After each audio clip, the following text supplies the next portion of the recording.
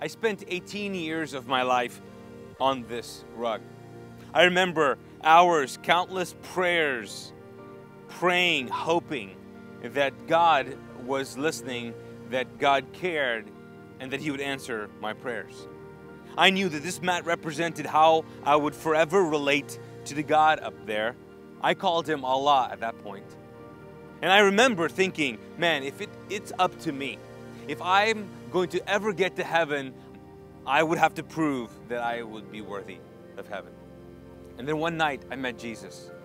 I remember Him standing there and forever changing my perception of who God was, who I would be, and how my life would play out. It changed everything about me.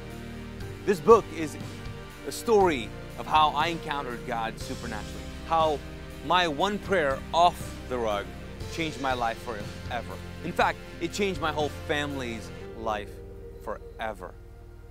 As a lead pastor, I get to speak to my church weekly, but I've also had the opportunity to speak at different conferences and college campuses and other churches throughout this great nation.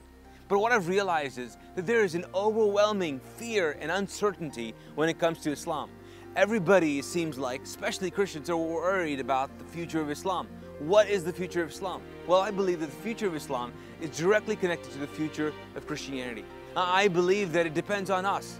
As Christians, if we are passionately to believe Jesus' teachings and realize that God supernaturally moves on the behalf of humanity, I believe we do that, we have nothing to fear.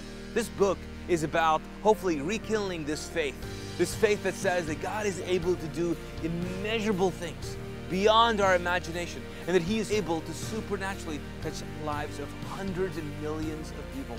I pray that this book will do this. I want to get behind this book. I've asked my church to get behind this book. I want to use all the social networks we can to spread this message that Jesus is still able to do supernatural things among us. I hope you will join me in this revolution.